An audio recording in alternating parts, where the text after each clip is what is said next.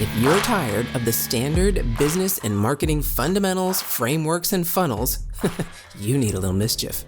Get ready to turn up the volume on the CEO Mischief Maker podcast, where you access conversations with seasoned business owners who have smashed through mindset barriers, innovated the standard boring business and marketing playbooks, and executed future-paced strategies with bleeding-edge tools and tactics to micro-fail their way into massive success and growth.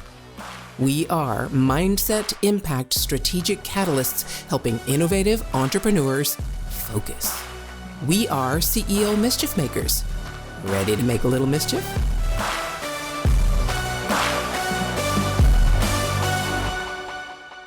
Hey, CEO Mischief Makers, MKJ here. And really, I cannot say enough good things about Mike Kim. You need to visit his site, first and foremost, mikekim.com, just like it sounds. And there you will also discover his book, You Are the Brand. This is the #1 book I have recommended and purchased for more people than any other book.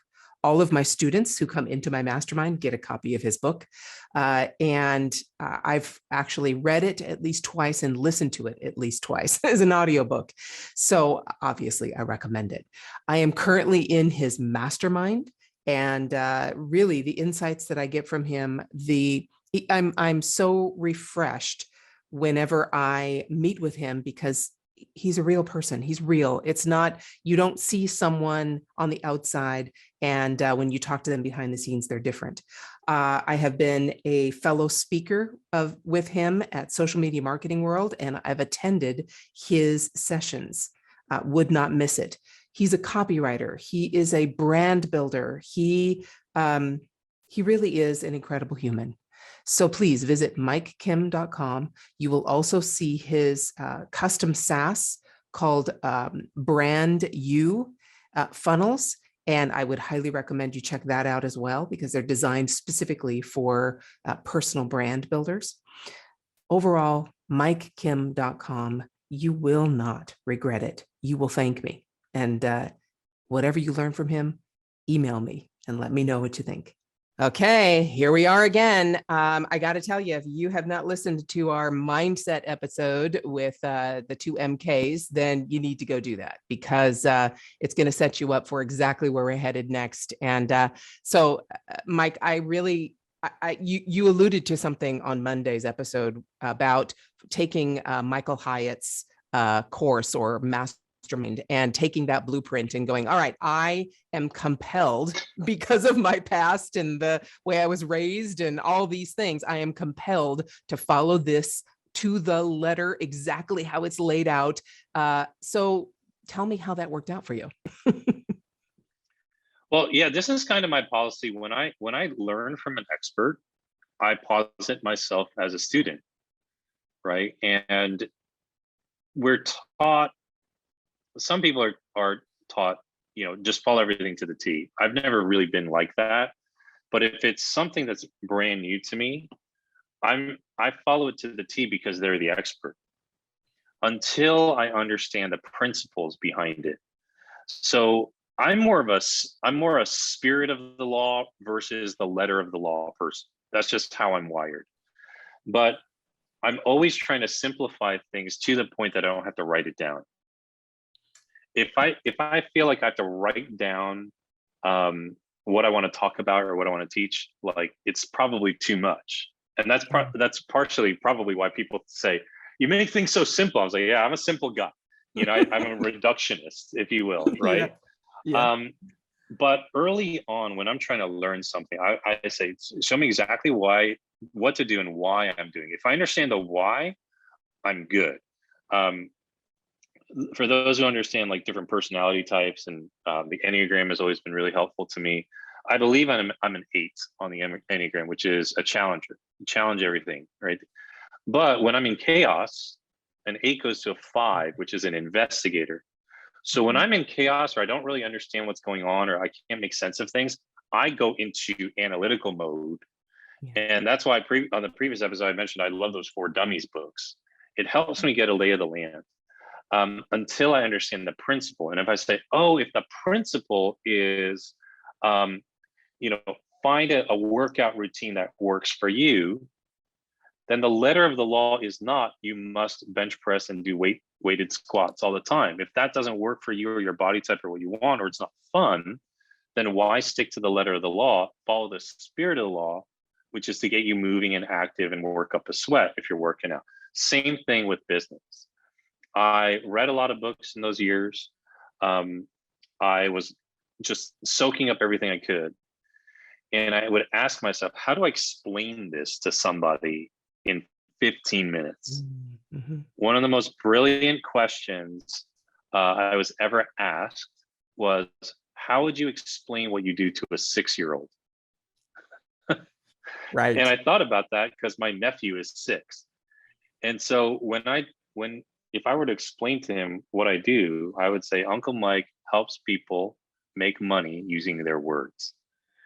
And if that's the spirit of what I do, and I can do that through a book, words, through an online course, words on a video, coaching calls, words, mastermind groups, using my words, right?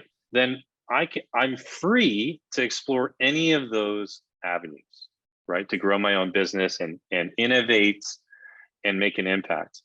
And then of course that's flavored and colored with who I am as a person, my personality traits, my style. I am not a loud, raw rock concert every week kind of guy. I like it once in a while, but I like deeper conversations. I like smaller groups of people and having deeper conversations. And so when I started down that path, Mike Hyatt and a lot of the other online entrepreneurs that I've been following for a while had tens of thousands, hundreds of thousands of followers. And I found that would make me uncomfortable because I'm not having conversations with all of them. Yeah. And I'm not going deeper with all of them. And so I tried to make the framework simple enough to understand that I could memorize it and share it in 15 minutes. Share it in a way that, or share it in a space where it was a smaller group of people that I could get to know and really work with, which is why I've done my business the way I do with mastermind groups, 12 people, coaching groups, limited number of people, and get through that curriculum and help them on their way. That's sort of how I made it my own. That's it. And especially with what you just said about really wanting to have deeper conversations with people. Basically that purpose in your life, that desire to connect is what allowed you to take that framework, which Michael Hyatt, yes, he might have some masterminds and things like that, but he has a lot of scalable, just online course stuff, right? His initial online course stuff where you could just go and take this online course without actually having access directly to him, or at least he used to. I don't know if he does anymore. And so you took that whole blueprint, so to speak, of how to create impact, because I assume that's what his mastermind shared with you, is how to create impact with your own gifts and all those kinds of things, because that Michael Hyatt is 100% all about impact. So start me there and tell me how you took his framework and looked at who you wanted to impact in the world. And you've already talked about how you innovated that, which is because you want to have deeper conversations. You took that and put it into a mastermind. So who are you looking to impact? Yeah, I think early on, I didn't really know who per se I wanted to impact because I was looking at everything through the lens of demographics.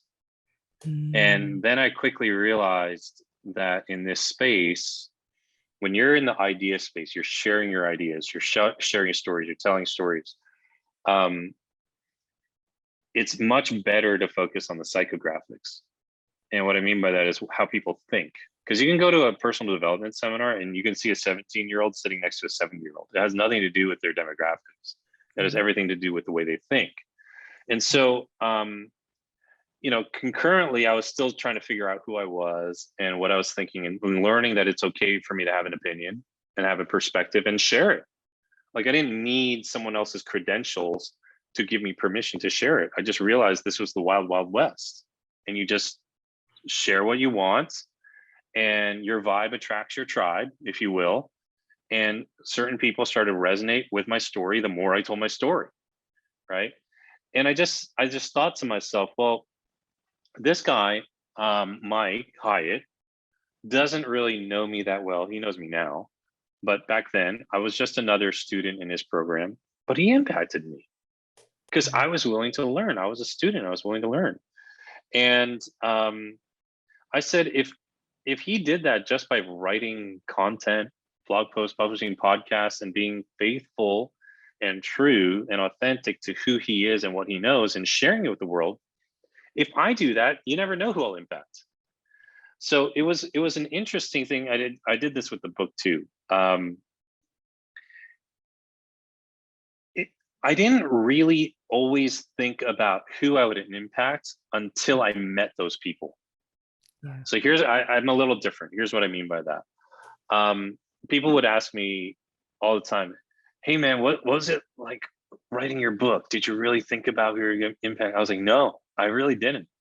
Yeah. Then why'd you write your book? I was like, because I'd hate myself and the guy in the mirror, and I wouldn't respect him because I knew I had a book in me or more. And I remember I wrote it during the quarantine in 2019, right? 2019, 2020, right? When we were all locked down. And my primary driver was to be able to respect myself. But of course, I wrote the book with the intent of truly helping people, and that's who it ended up impacting. But MK, I've never been one of these kind of people who is like, I want to go reach 1 million people with the world. If it happens, great. If not, I was faithful to who I was and what I was gifted with. And I've always looked at impact, not through how many people I reach, but have I given the amount of effort, the appropriate amount of effort, commensurate to my own intellect, ability, personal growth, my own health. That's kind of how I look at it. If I've been given this amount, then I need to go do something commensurate to that amount. And the more I close that gap, the more fulfilled I am.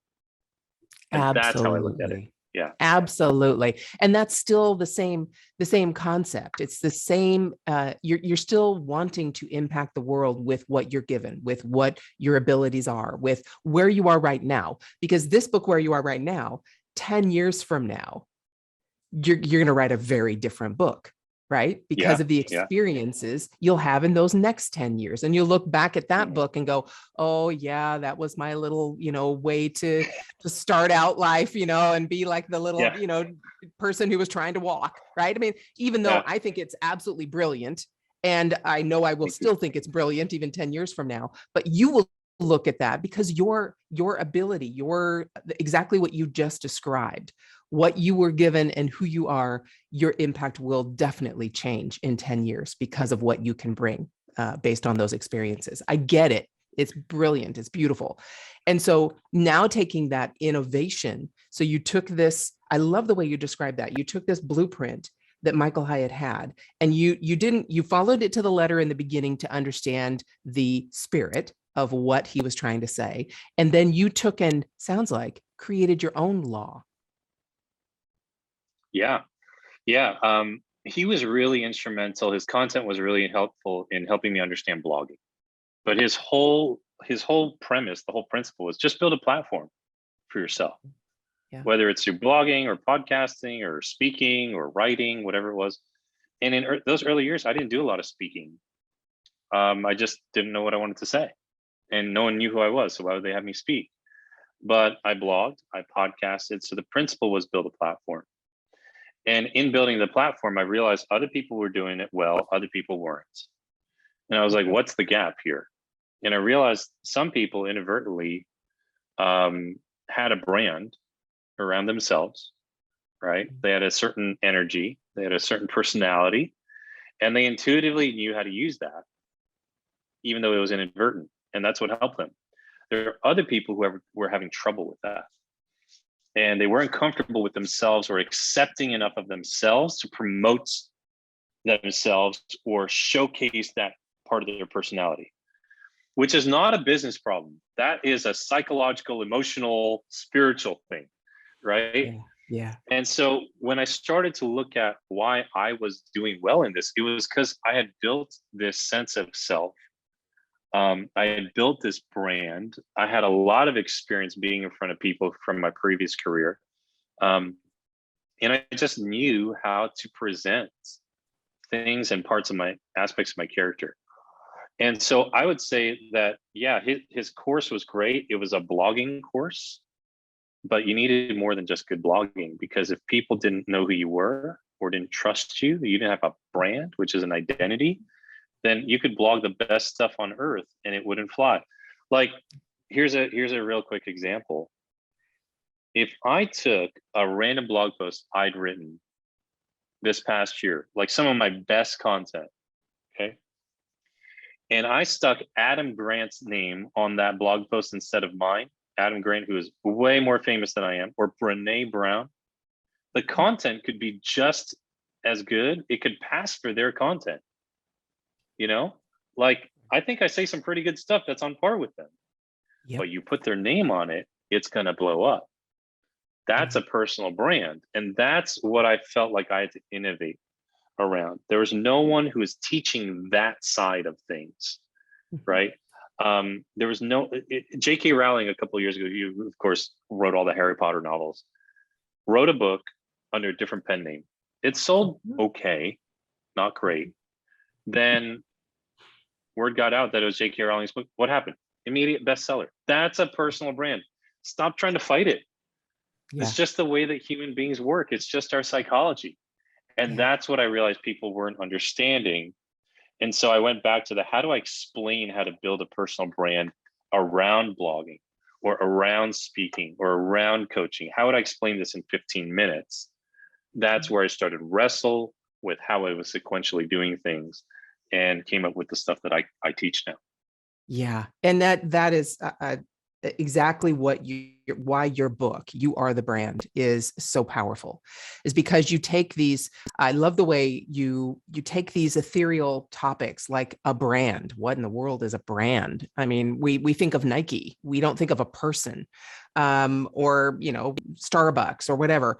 And you took that idea of, no, you really do need to know who you are and what you stand for, what you want to say in this world. And you can take your stories. I love the way how you bring those stories into play.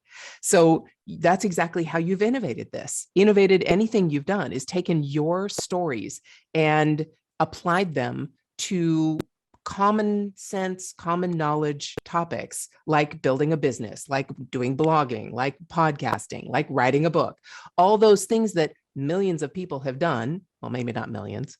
Podcasting is only a couple 100,000, 600,000, but still, you know, a lot of other people have done these things. And you take and you help people craft their stories to be able to apply to this thing they call a brand. I mean, you have 3 signature stories, right? And we'll get into that in our next conversation. I would love to see how you take that that innovation and that impact that you just talked about, and now create a strategy and actual tactics to make it come to life.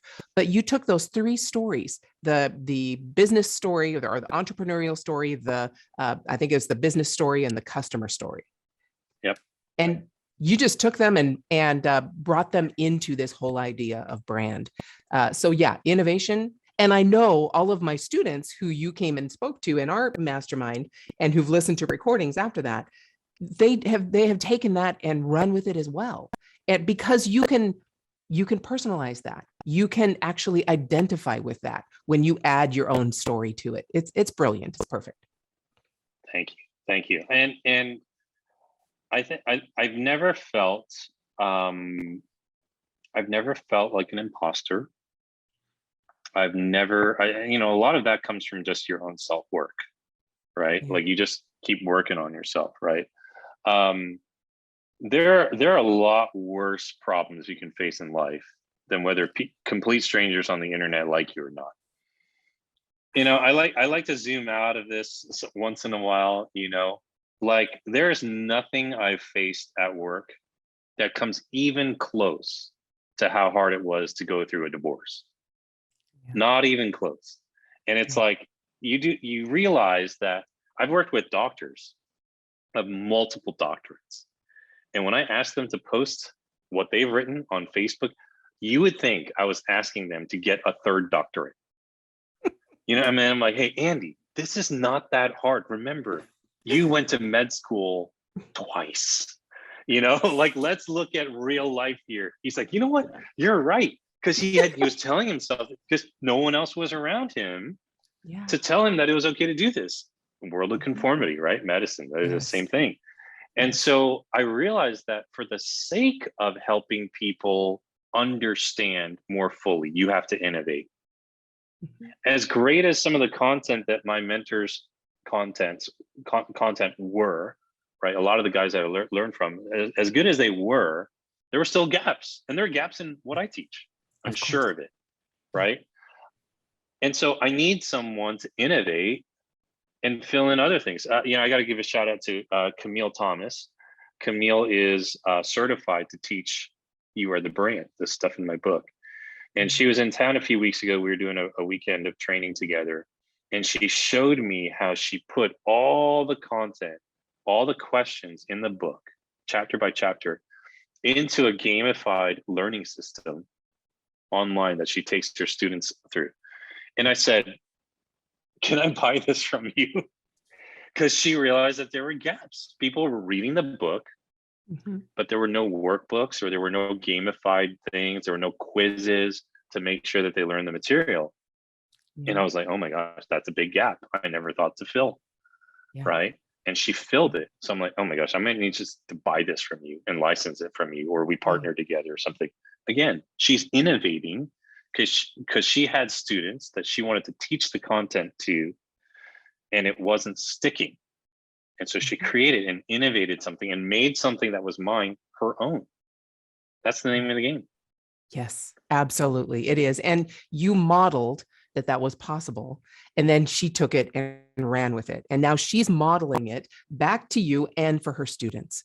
That really, Yeah. to me, in the world, if we can do that, if we can take what we've done and model it for others who come after us, because I agree with you. We talked about before, nobody modeled entrepreneurship for me, successful entrepreneurship for me when I was growing up. Nobody modeled good parenting for me, unfortunately. Mm, Nobody really modeled good relationships for me. All those things I had to find models for. And now, or I had to model what I wanted out of those things and tweak it as I understood others and how they did it. And so that's all I care about doing for mainly my kids, right? So that I can hopefully model something worthwhile and positive and growth oriented and loving. That's it. We model what we can for others and when we find it. And I think that's what you just said when you said, I have to be true to myself that what I can do, I do. mm. And for You know, me, I that's what want to, modeling means. yeah, I want to close with this. When we talk about impact, right? I'm 44 this year, and it's the last 2 years have been the first time in my life that I really realized I was mortal. Because men, especially, I don't know about ladies. I can't speak for the ladies, but by and large, men, compared to women, tend to think that they're invincible and they'll live forever. Yeah. And there were two deaths that hit me really hard. I've never lost anyone in my family that was really close to me, but two celebrity deaths hit me really hard. Mhm. The first was Anthony Bourdain, because that's what I thought I wanted my life to be: travel the world, tell great stories, eat great food, meet interesting people. I Yeah. still want to do that, right? But he took his own life, and I Mm. was like, oh, was he not happy? I know he had some, substance abuse issues in the past, and but that hit me really hard. And Yeah. then Kobe Bryant, he and I are the Yeah. same age, and I Yeah. never liked him as a player, but I saw him grow as a person because I thought as a player he was selfish. He was just sharp. He was, Mhm. he just had this chip on his shoulder, and I didn't like him as a player. But Mhm. as he moved into his latter years, he became a family man, and it was very, very clear that he really loved his kids, his family, right? Yeah. And then he was taken. And when he passed away, when he was killed in the helicopter crash, that really hit me hard. I was like, oh my gosh, every day I live from this day forward is a day he's not alive. Yeah. That's weird. He's my age. And for all he's accomplished in his life, one of the best players ever, a living legend, He's now just a legend. And he's had a full life, dying at 42, but there's still so much more he could have done. People say all the time about it. There's so much more he could have done for the game, for society, right? With who he was becoming, and he was gone. And you know, MK, I know you and I are from this background of tech and marketing. We get this, and Steve Jobs, when he passed, you know, just huge shockwaves through the world. And yet, and I say this in the best possible way, people have kind of forgot about him. I remember he was in every presentation that I could think of the few years right after he died. The guy literally changed the world. Like, these devices, these iPhones, you know, have changed the world. And he's already forgotten. And what that told me in a weird way was that I will also be forgotten, just like Anthony Bourdain, Okay, and just hold like on. Kobe Bryant as a whole. If your mindset right? was You wait shifted, long enough, you're you were forgotten. inspired to innovate, and you were Which spurred then into made me action, more don't just present move on and with your super day. intentional about Focus, while I'm my here. friend, and And I take was a like, few minutes I'm to gonna visit be with the people. I'm not gonna check my CEOmischiefmaker.com phone. to I'm learn gonna be more about the present with value them. that was shared I'm with gonna you today. be at my nephew's Please special act occasions. now I'm gonna do and things create where some I'm with CEO mischief people. of your own. And a counselor shared with me years ago, this was such good stuff. Susie Miller, I got to give her a shout out. And Susie said, your presence is meaningful to people. And that, to me, is what impact is. Let God sort out the rest. If they talk about me for years, if thousands of people come to a funeral, or if nobody comes, I'm at least going to be present with the people I'm with. Let that be my impact. The people who are in a mastermind, the people who are in a coaching group, the people who are my clients, let me impact them, because that's who I'm with. And I'll let the future and all that other stuff that I can't control anyway, you know, let that stuff sort itself out. I'm here with you, and that's impact, right? And that's what it means to me. Okay, hold on. If your mindset was shifted, you were inspired to innovate, and you were spurred into action, don't just move on with your day. Focus, my friend, and take a few minutes to visit CEOmischiefmaker.com to learn more about the value that was shared with you today.